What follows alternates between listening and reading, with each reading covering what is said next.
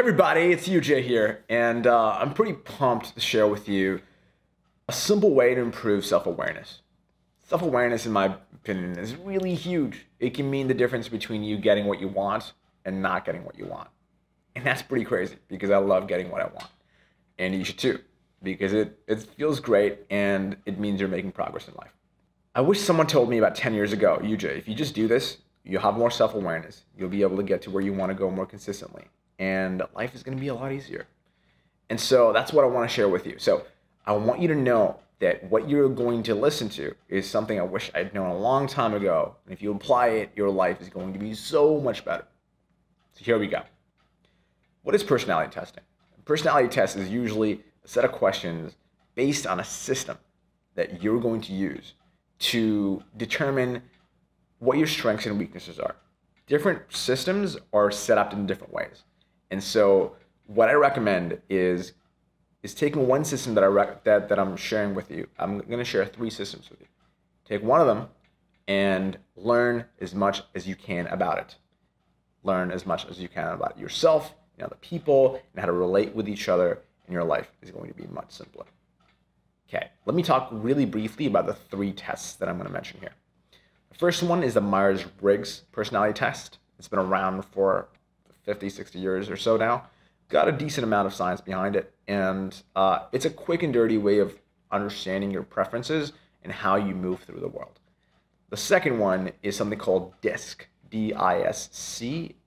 It's also a 4-factor personality assessment that helps you identify the degree of emotion that drives you, and what are your drivers and how that shows up in your life. The cool thing about the link down below is, first of all, it's free, which is usually pretty uncommon.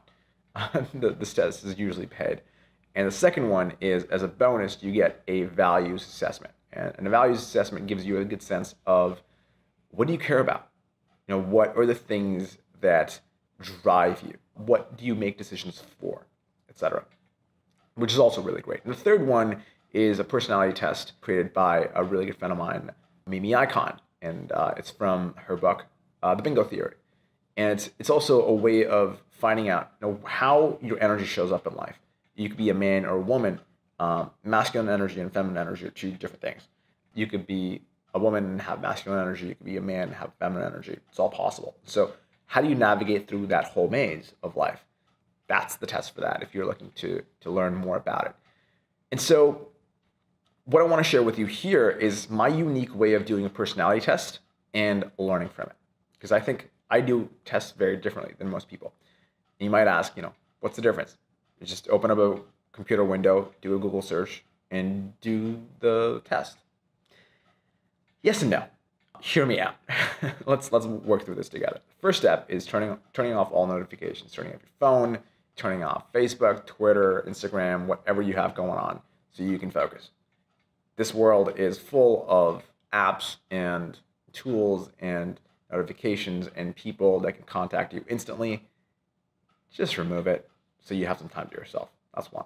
The second thing is commit to full honesty. And this is an important one because most people, as they move through life, they have a certain kind of face they show the world. And that's kind of, let's say they wish they were more productive, or they wish they were traveling more, or they wish they made more money, or wish they were more attractive. Whatever that is, we all have it.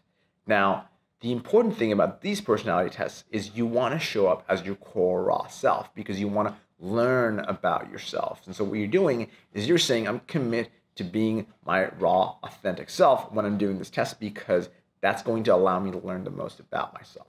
That's the first thing you do. You commit to yourself.